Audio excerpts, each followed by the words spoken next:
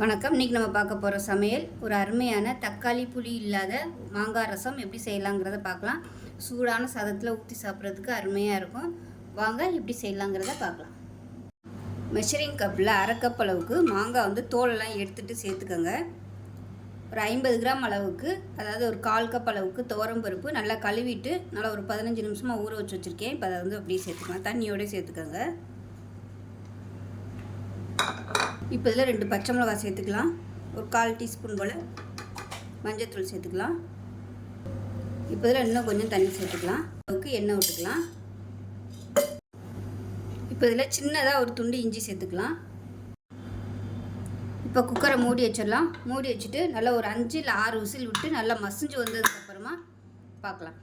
ஏன்னா பருப்பு வேக வச்சுருந்தது நல்லா மசிஞ்சிருச்சு. இதில் இன்னும் கொஞ்சம் தண்ணி ஊற்றிட்டு இது நல்லா மசிச்சு விட்டுக்கோங்க. மத்து இருந்துச்சுன்னா மத்து வச்சு நல்லா அப்படியே மசிச்சு விட்டுக்கோங்க எல்லாத்தையும். இப்போ நல்லா மசிச்சாச்சு, தனியாக இருக்கட்டும். இப்போ ஒரு பேன் எடுத்துக்கலாம். இதில் எண்ணெய் சேர்த்துக்கலாம். நல்லா ஒரு 3 ஸ்பூன் அளவுக்கு எண்ணெய் சேர்த்துக்கலாம். எண்ணெய் சூடாகிடுச்சு. ஒரு டீஸ்பூன் போல் கடுகு சேர்த்துக்கலாம். கொஞ்சமாக 2 வெந்தயம் சேர்த்துக்கலாம். 3 வரமிளகாய் சேர்த்துக்கலாம். கருவேப்பிலை சேர்த்துக்கலாம். இப்போ இதில் நீளமான இருக்குன்னா பெரிய வெங்காயம் சேர்த்துக்கலாம்.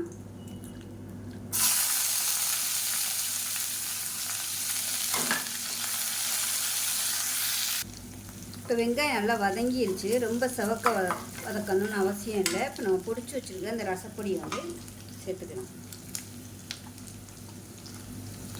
சேர்த்துட்டு வதக்கி விட்டுக்கலாம்.